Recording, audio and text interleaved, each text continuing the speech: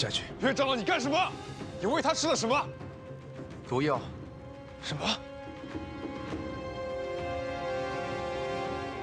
解此剧毒，正是子羽大人需要闯过的第2域试炼。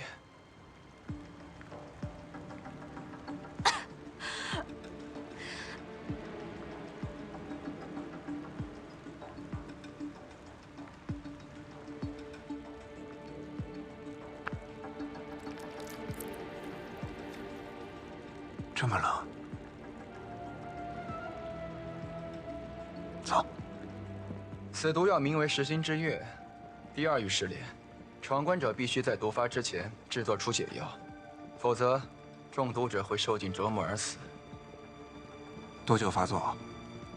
可能是3天，也可能是1个月，看你能不能找出所中之毒究竟是何物了。这里是月宫收藏的所有毒谱和医书，可以随时供你查阅。于公子天资聪颖，相信一定可以参破食心之月的奥秘。怎么了，云姑娘？我没事。书架下方专研体内痛症，中间则是体外伤症，最上层是毒症以及配毒解毒之法。这关于毒症的书籍这么多，无异于大海捞针。岳长老，你有什么建议吗？出于交情，我提示了你这里的藏书分门别类，已经替公子节省不少时间了。再多说下去，就真有舞弊之嫌了。岳长老，那你告诉我，这食心之月到底是寒毒还是热毒？我不如直接把解药给你。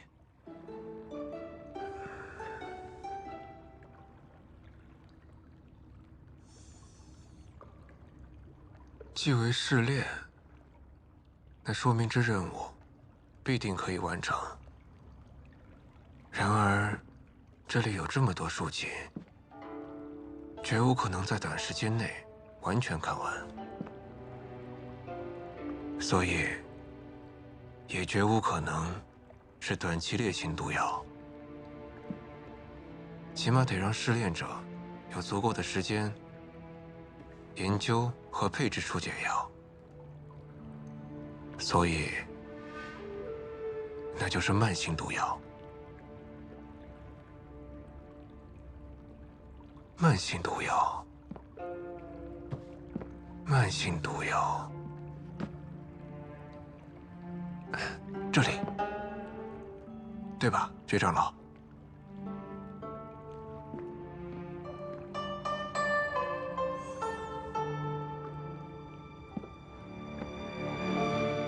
阿元，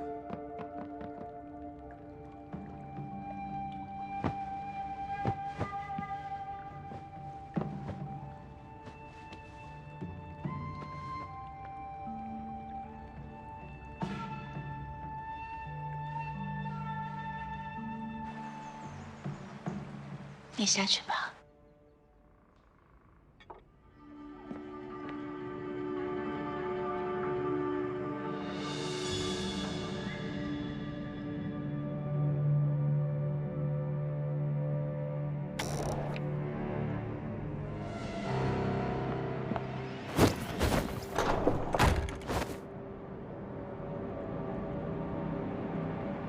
上关前，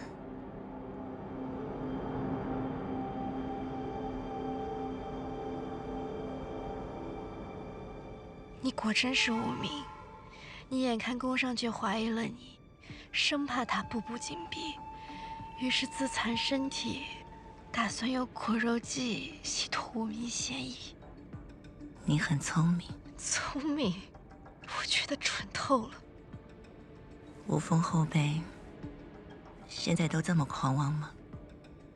你来的刚好，我正好缺一个替罪羔羊。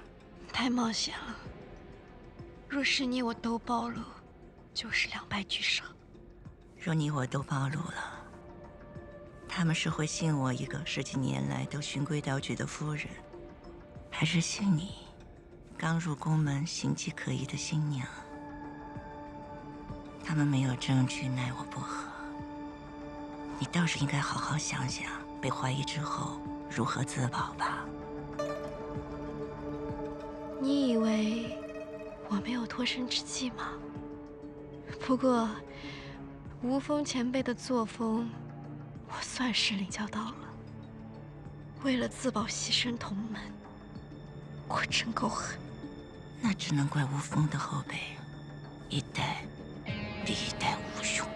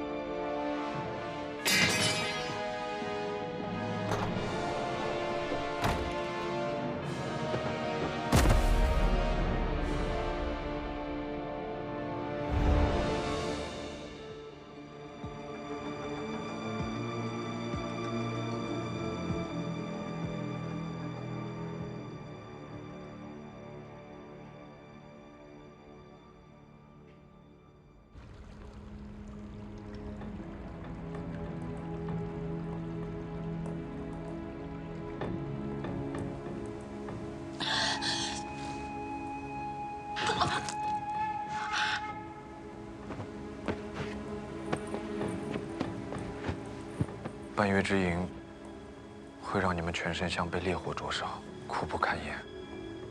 如果迟迟不解，烈毒就会攻心，一旦进入心脏，就无药可救。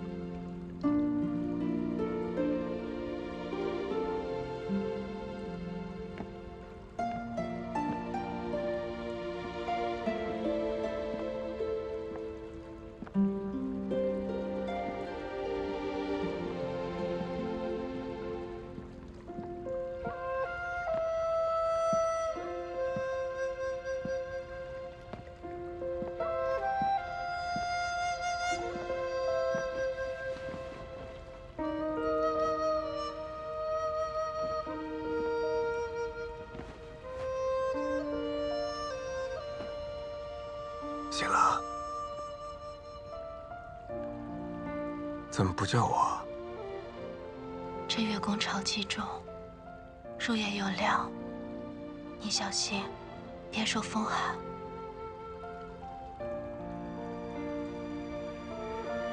还让你照顾起我来了。你身体感觉怎么样？有变得更难受吗？难受倒是没有，只是我发现这毒会让内力紊乱，只要运功，毒气攻心的速度就会越快。那你尽量不要运功，有任何事情都告诉我，让我来。嗯。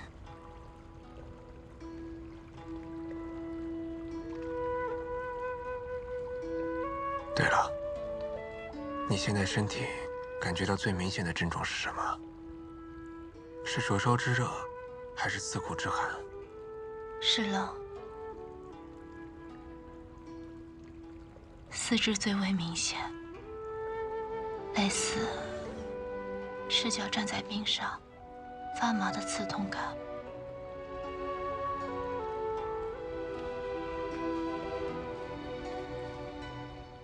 没有打扰二位吧？把这盖上。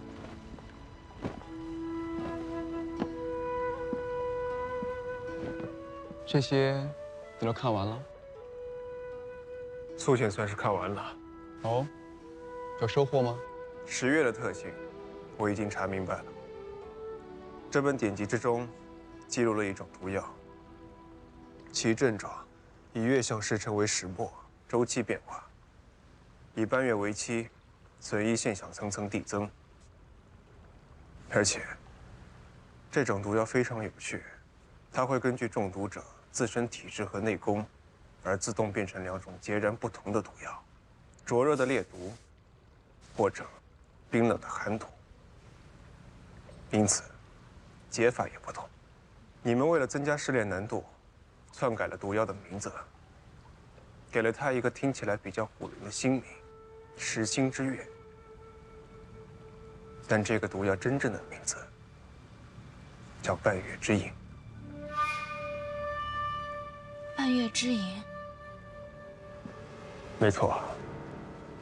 所以我们解药的时限是半个月。不错，只用了1天就知晓毒为何物，你是目前为止用时最短的人。多谢岳长老提醒。我可没有提醒你，不要乱说。这半月之影需熬制成丸，直接吞服才有成效。有七蛇花、尸虫脑、姜蚕和关键药引。这书倒好，关键药引这一页被撕去了。不然呢？要全部让你看了去，那还考什么？药材种类浩如烟海，你把这页撕去了，那岂不是让食星之月变得无解了？能够解开无解之毒，才是挑战。那我得问岳长老，要个东西才成。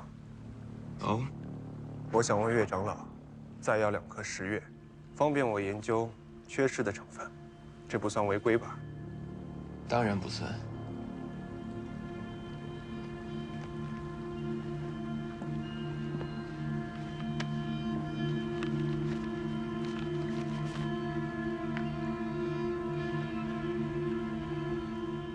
风蜡。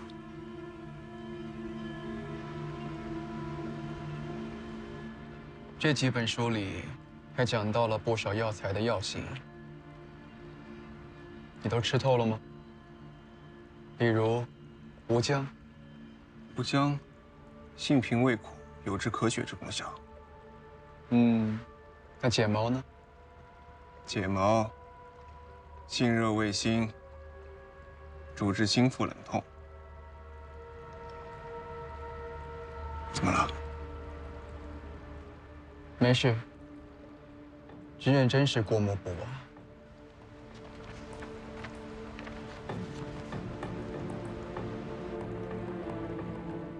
尸虫脑为剧毒，会造成内力乱行，武功尽废。待血毒到达心脉后，就会暴毙而亡。姜蚕服用后会气血不顺、呼吸不畅、通体发寒；七蛇花则会导致心腹绞痛。这些症状我都出现了。那被撕掉的最后一味药引，会是什么呢？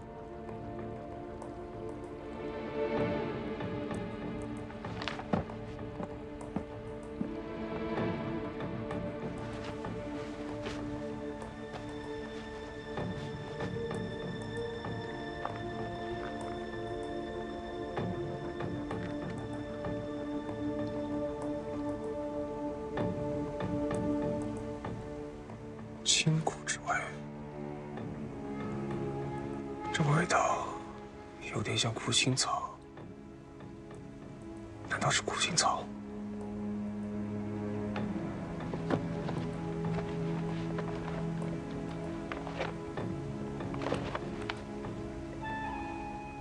苦心草毒性微弱，服用后虽有咳血的功效，却也有治疗体内淤寒和淤血之效。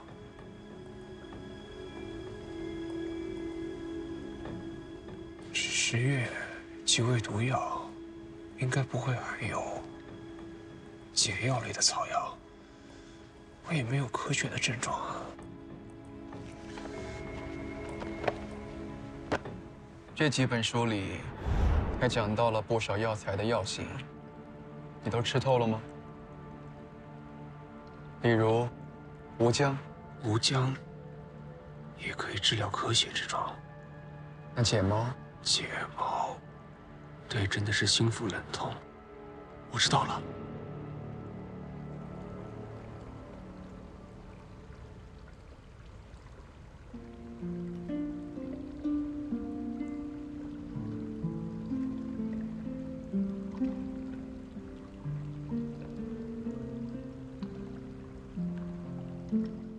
可是，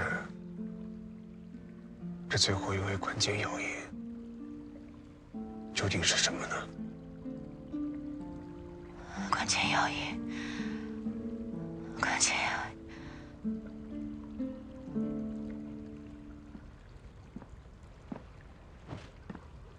阿云，你说什么？关键药引，关键药引是虫卵，复古之饮。虫卵。虫卵。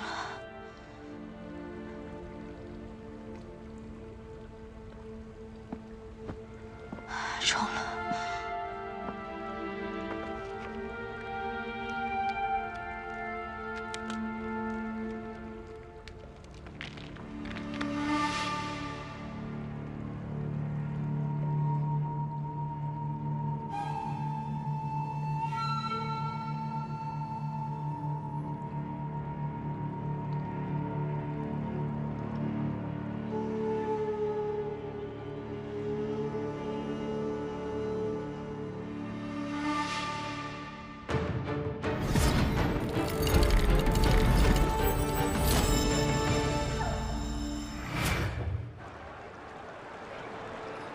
你训练出来的那个妹，能力出众，才貌双全。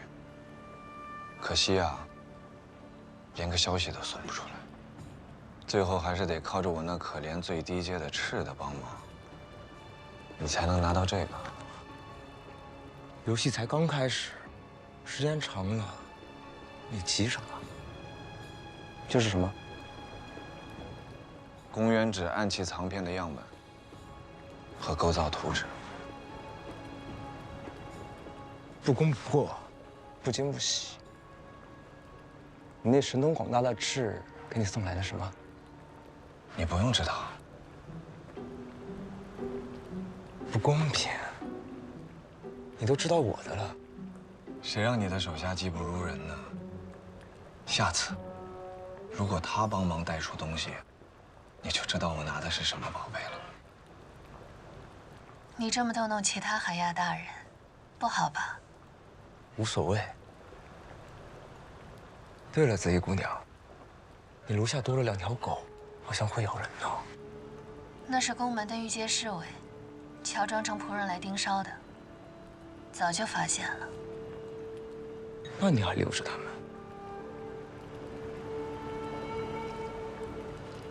哦，我懂了，还是紫衣姑娘你厉害。看来宫门有人要被狗咬了。 真倒霉！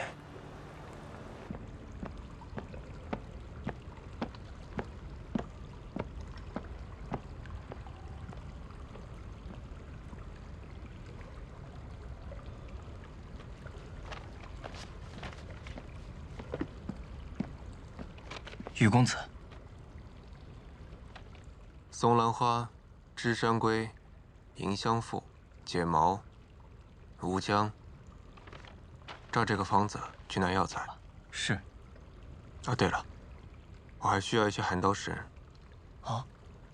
是月宫里蚊虫鼠蚁太多吗？要不要帮公子换新的被褥？你还懂医术啊？知道寒刀石可以驱虫。月宫的人多少都懂一些吧，让大人见笑了。我取药去了。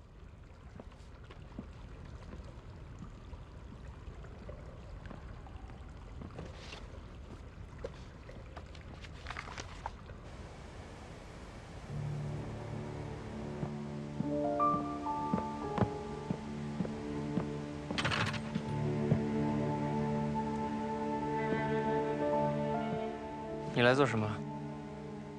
替雾姬夫人取药。为何不让下人来取？宫门内乱，人人不放心，让我亲自照顾。药包给我看看。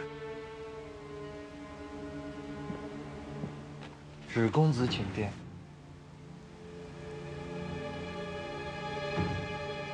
不用了。多谢智公子。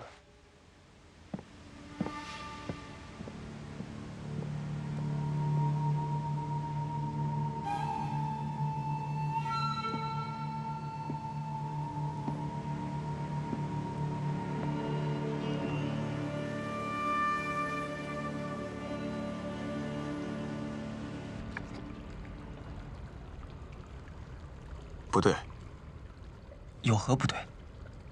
这是胆木，不是吴江。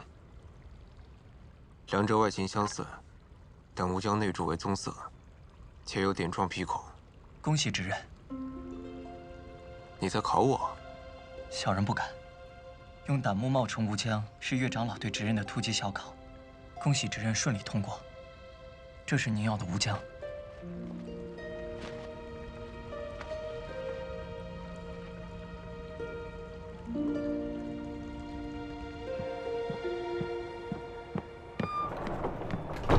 乌姬夫人喝完药了吗？你查的怎么样？根据医馆的出诊记录，2年间并没有大夫去过山谷出诊。那这个邻居为什么要撒谎呢？也可能是出诊记录被修改了。线索又断了。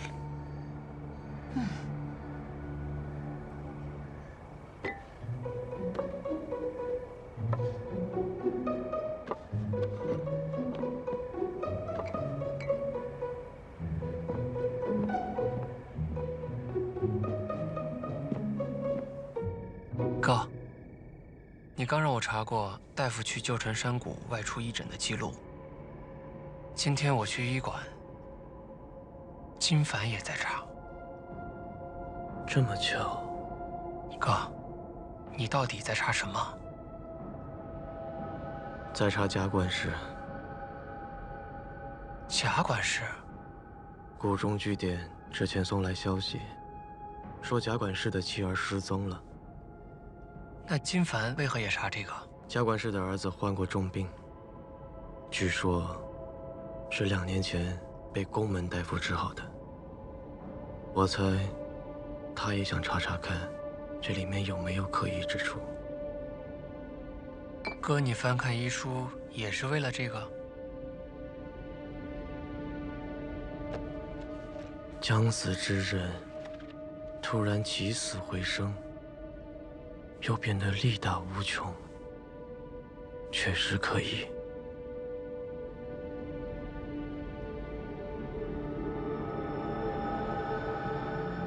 想到什么了？没啥，我刚想多了。不可能的是，治病只能对症，解除病灶而已，不会突然力大无穷的。那都是民间传说中的话本。看来有必要找个时间去后山问问岳长老了。哥，你去后山，可以顺便打探一下公子与闯第2狱的进度。打探不打探，都改变不了结果。哥，就不担心吗？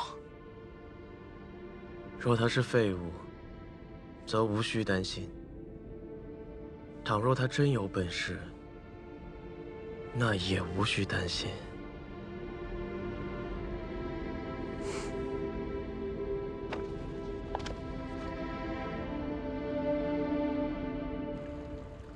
松兰花、芝山龟、银香附、解毛、吴姜，半熟之水熬制，赭石做药引。哦，等等，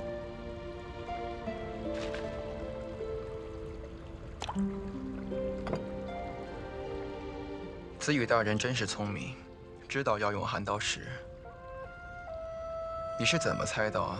药丸里面有虫卵的？秘密。好吧。岳长老，这解药对吗？我过关了吗？对与不对，服下便知。还得服下？这是当然。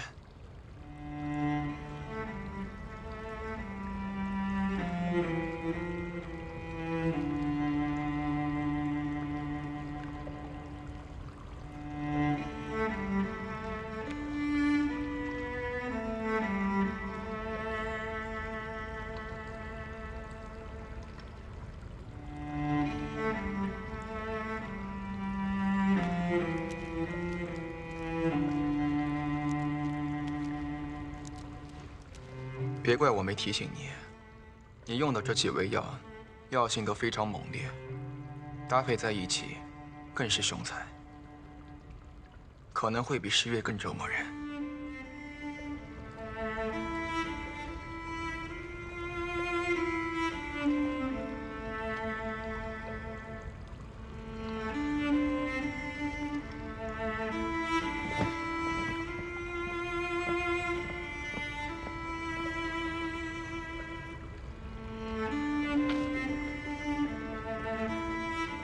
岳长老，我还有一个问题想问你：在服用百草萃的情况之下，若是再吃了10月，还会中毒吗？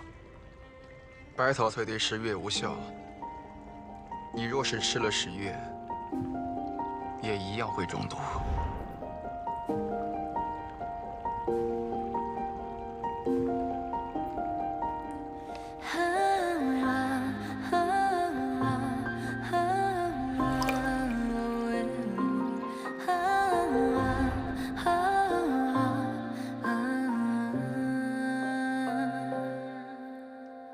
山脉被风吹落成沙，河流带我回家回家。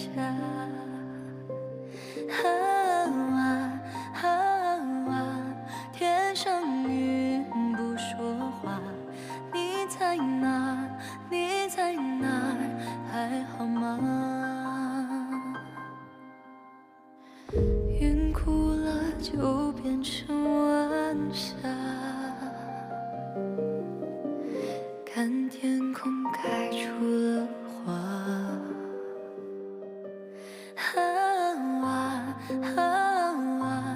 云和你能遇见吗？每朵浪花都在问他，大地中会滋养，会长出一双翅膀带我翱翔。与你不一样，你们总是对我讲，而我心上有一点光。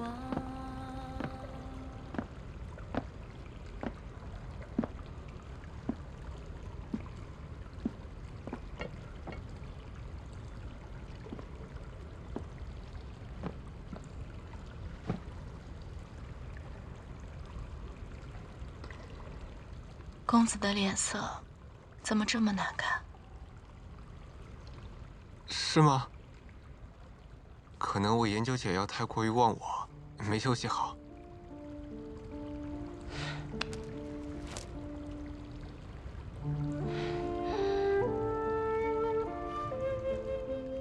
为什么要骗我？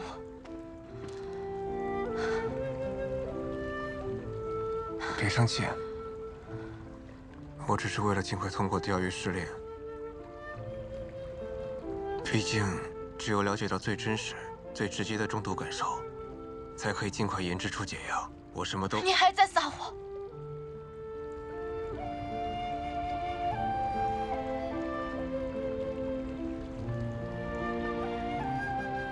对不起。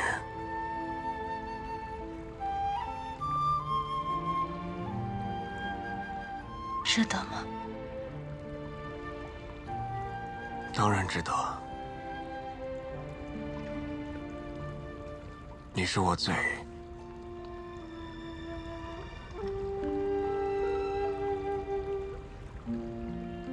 重要的人。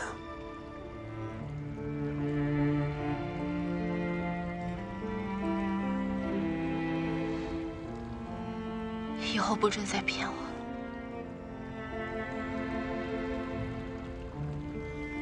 不管发生任何事，我们一起商量，一起决定，不要再一个人逞强了，好吗？我以后不会再骗你了。就算做了错事，做了傻事，你可以打我，可以骂我，甚至可以用刀杀我，但是我绝对不会再骗你了。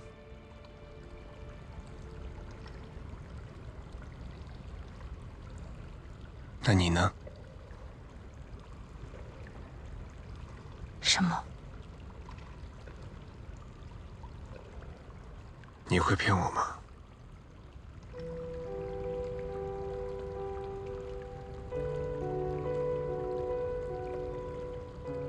我对公子绝无二心。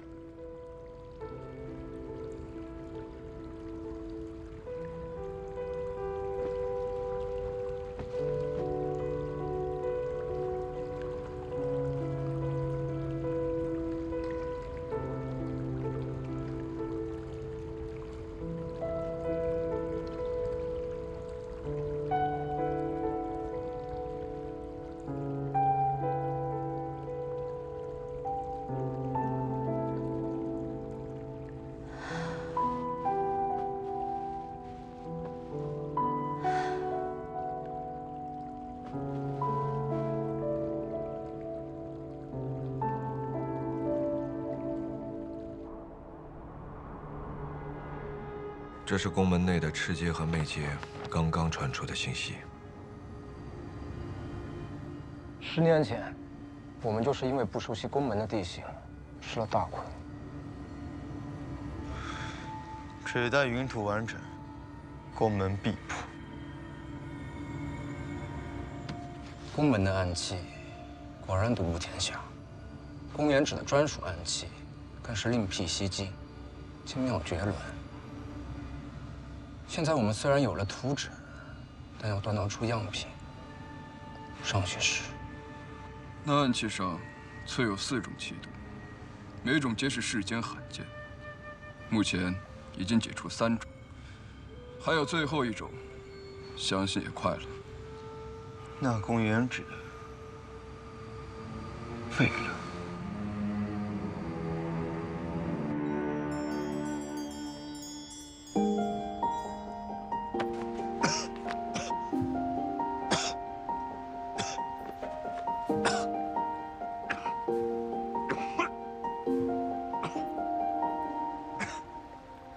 山脉被风吹落成沙，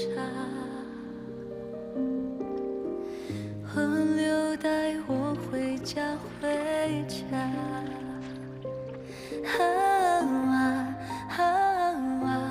天上云不说话，你在哪？你在哪？还好吗？云哭了就变成晚霞，看天空开出了花。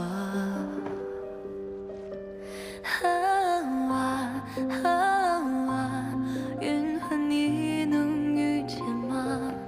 每朵浪花都在问他，大地终会滋养，会长出一双翅膀带我翱翔。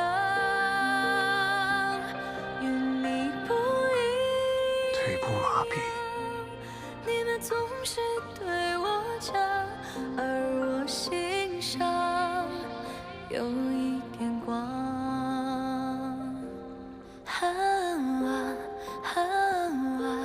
天上云不说话，看着浪花，带着它走天涯。我来。浪中迷岸上沙，那片云化成雨陪着它。你是我翅膀下的霜，在天空画出荧光。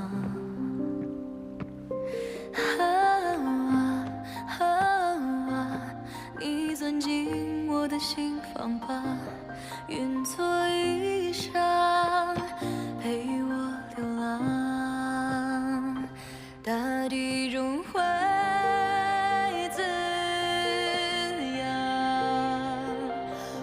你长出一双翅膀，带我翱翔。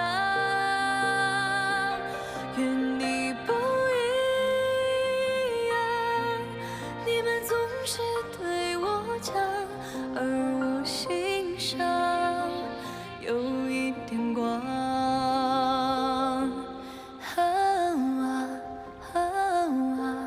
天上云不说话，你看到我了吗？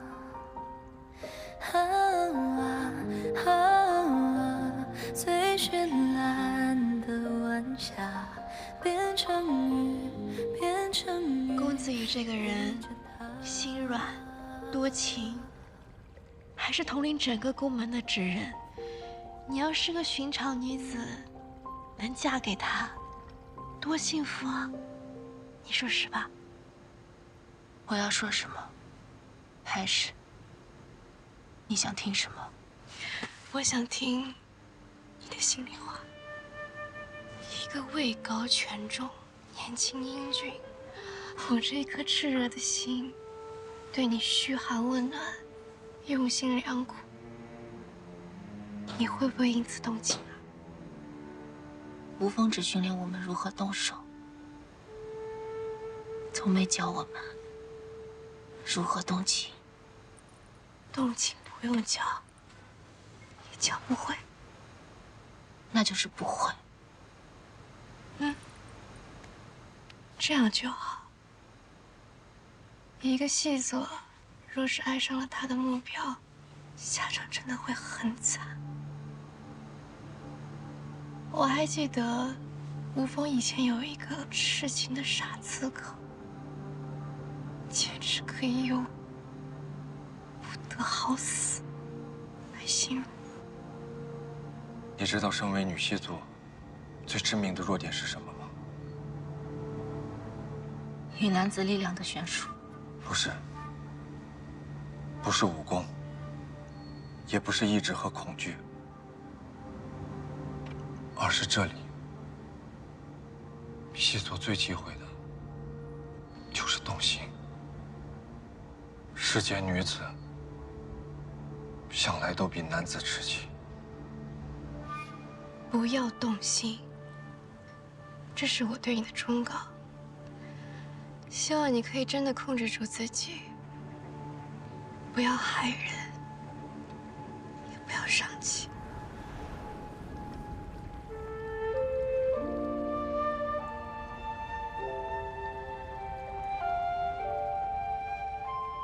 我只希望云姑娘日后不要辜负之人。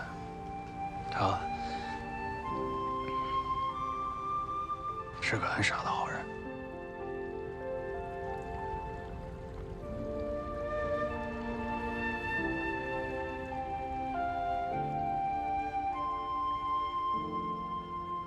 以后都不会让你吃苦的。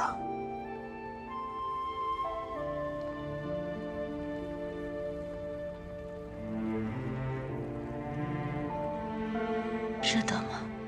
当然值得。你是我最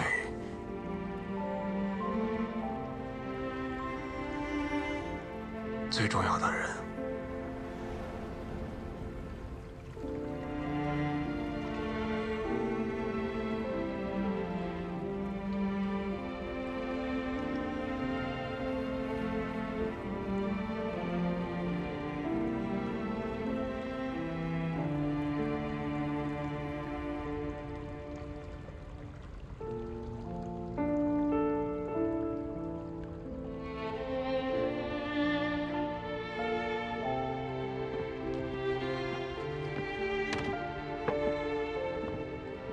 职人还在睡觉，先给我吧。是。帮我拿这些来。墨翰莲、女贞子、寒水石，云姑娘，这些都是大寒之物，你中的就是寒毒，可不能吃这些。快去。是。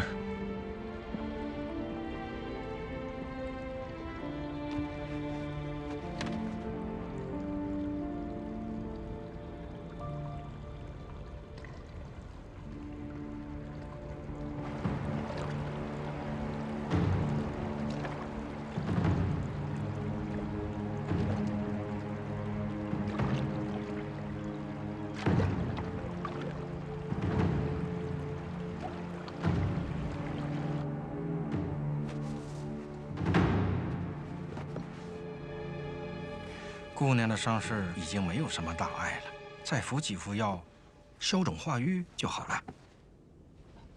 我这满身伤痕，着实难看。大人为何不把金龙胆草加入我的药方之中？上官姑娘不愧是名医世家，金龙胆草能够促进伤口愈合，还不易留疤，最是合适姑娘的伤势了。只是前段时日芷公子受伤，用掉了不少，药房里余下的金龙胆草都被雨公的手下拿给雾姬夫人了。多谢大人。哎，公子，下去吧。是。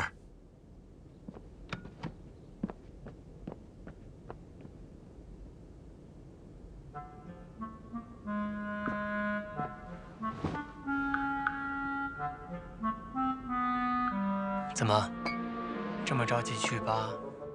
是担心被我哥嫌弃吗？薛公子可不是以貌取人的肤浅之人。那我哥喜欢你什么？知书达理吗？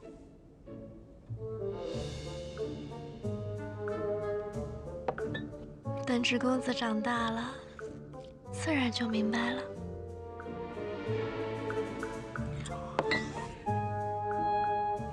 还有，芷公子怎么这么好心，把药方里的金龙胆草都给了雾姬夫人？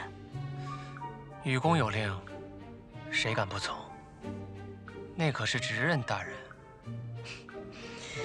你可从来没服过这个执刃大人。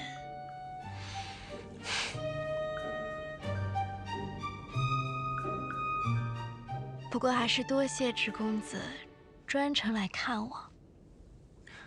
我是来告诉你，这几天我哥不在，你好好养伤，不要乱跑。薛公子去哪儿了？后山。后山？宫门还有后山？一个外人，打听这么多干什么？走了。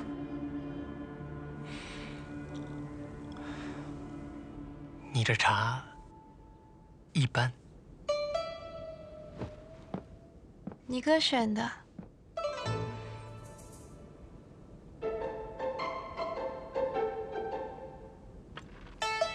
哼。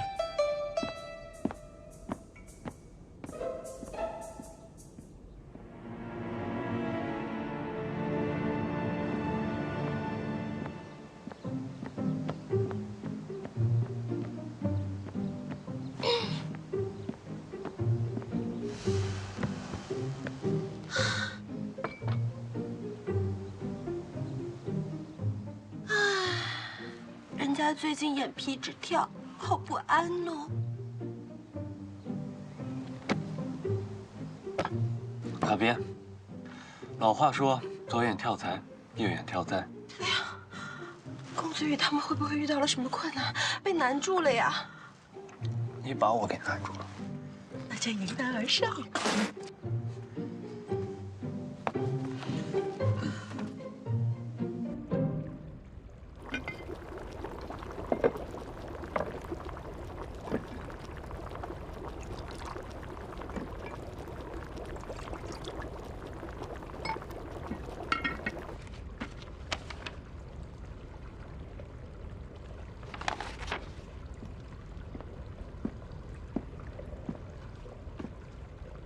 来，这什么药方？我在那边的医书上看到的。虽然解不了实心之约，但可以大大降低你被热毒折磨的痛苦。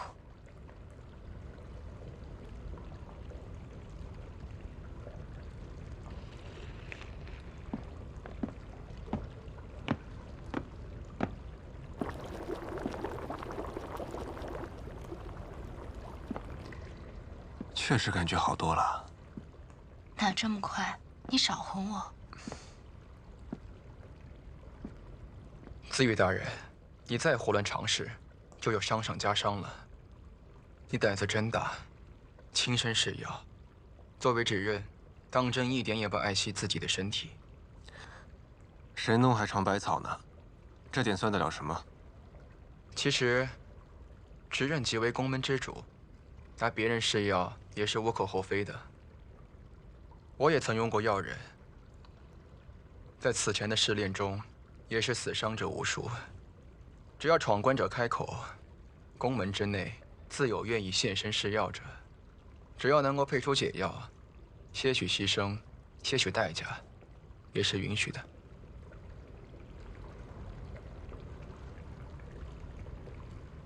我不想拿无辜的人替我试药。没有人的性命是草芥，即便是服药朝生暮死，也不需要为我本该受的试炼之苦而牺牲。我不怕死，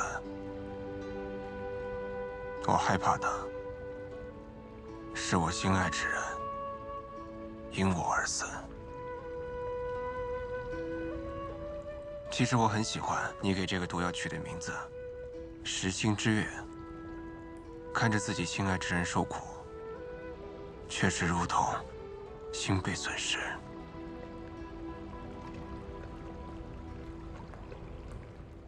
既然如此，我想告诉执人，这一狱，岳长老。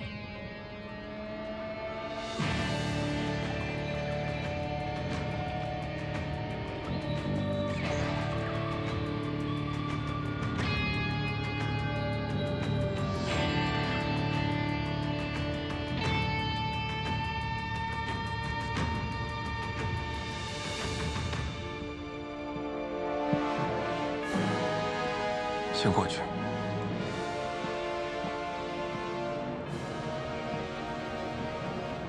你来做什么？自然不是来找你的，我有事要请教岳长老。云姑娘咳血咳得厉害，她请岳长老让下人拿点补血的药过来。有意思，虽然不是来找你的，但没想到。却有了意外收获。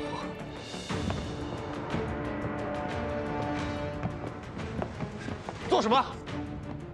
云姑娘，看来你行动自如啊。岳长老，我要将云为山带回前山审问。你发什么疯？凭什么带云姑娘去审问？因为她是无风细作。什么？我经历过3余试炼。知道10月的毒性，先是内力尽失，间歇性胸腹疼痛，随后开始咳血，在咳血结束之后，就会先从一只脚开始，四肢逐渐麻痹。我说的没错吧？然而云为山却只停留在咳血的阶段，刚才躲我的时候也手脚灵活，全然没有麻痹的迹象。所以很显然，他并没有中毒。他身上有抗药性。所有无风之人，在过去10几年，为了对抗宫门的毒药，都接受过严格且残酷的抗毒训练。普通人家的女儿，绝无可能受过此等苦训。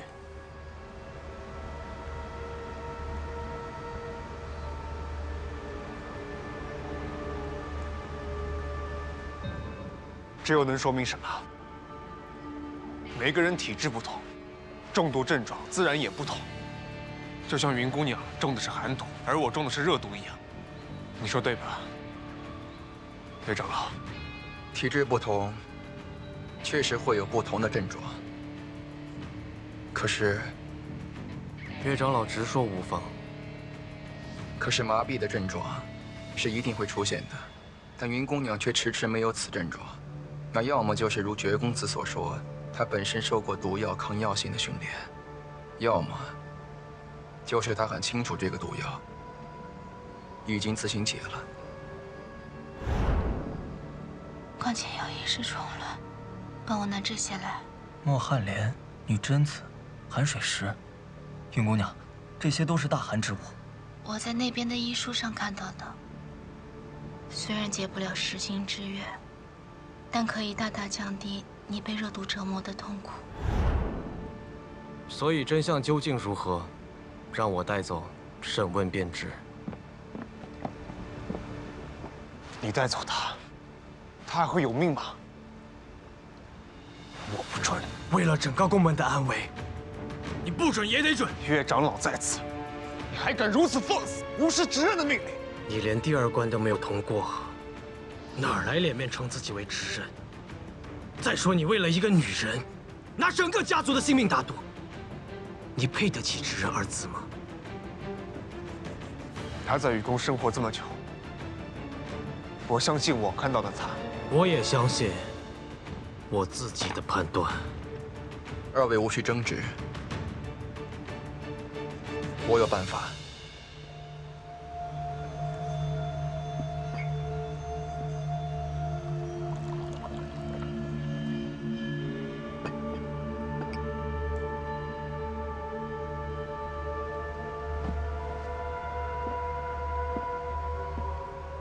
岳长老，这药……放心，此药名为誓言草，服下者所言皆真，对身体无碍，只会短暂地控制人的心神，让人无法说谎。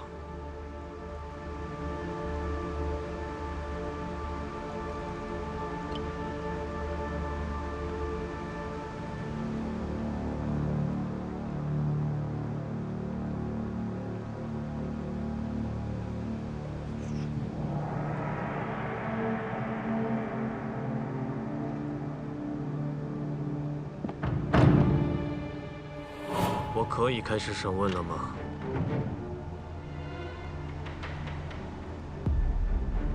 阿云，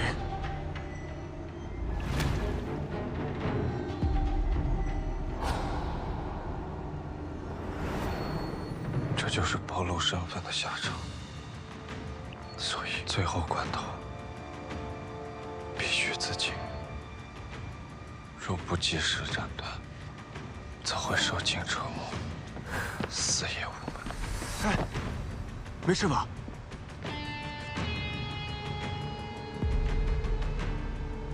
怎么，你还想包庇他？君姑娘是我雨宫的人，她也是我的新娘。要盘问，也是我来盘问。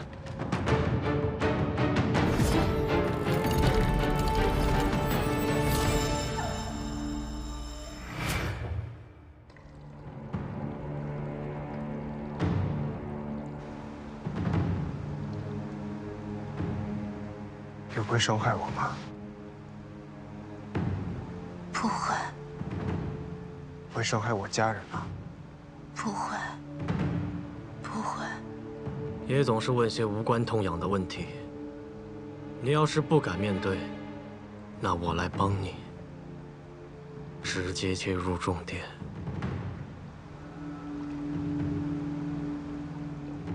你是无风细作吗？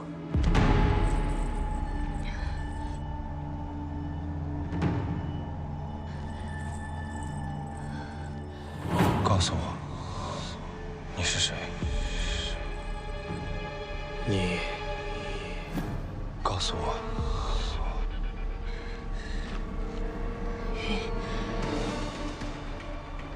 是无风细作吗？与无风没有任何关系。不是。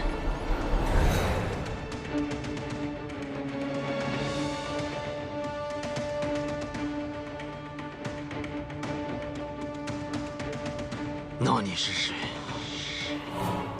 你是谁？最后关头，必须自己。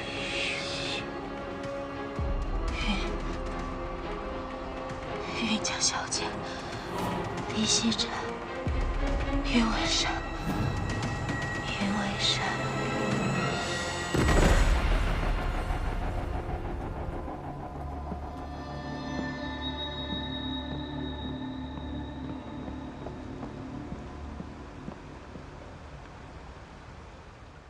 药效1刻钟之后就会消失，你好好照顾云姑娘吧。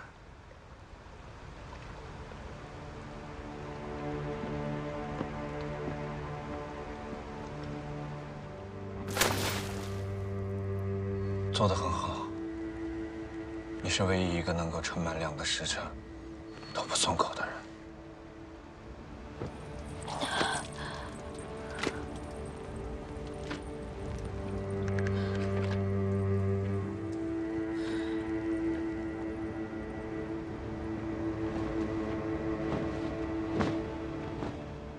没事了，都过去了。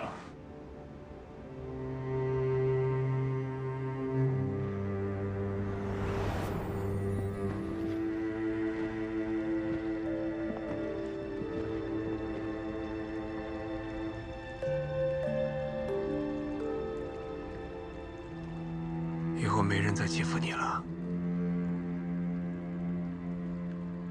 我来保护你。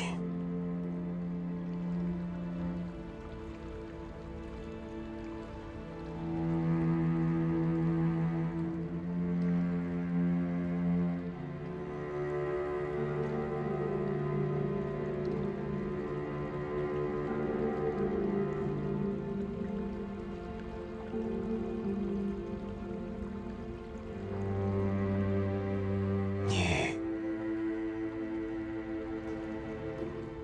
喜欢我吗？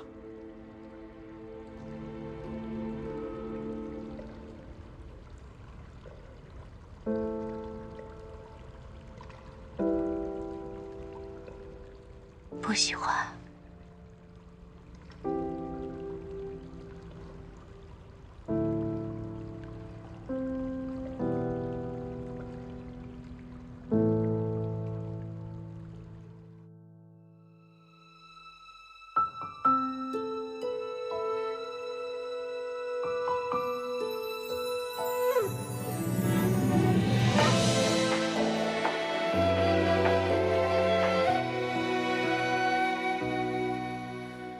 你在梦里看见的记忆，闪着光，淋着雨。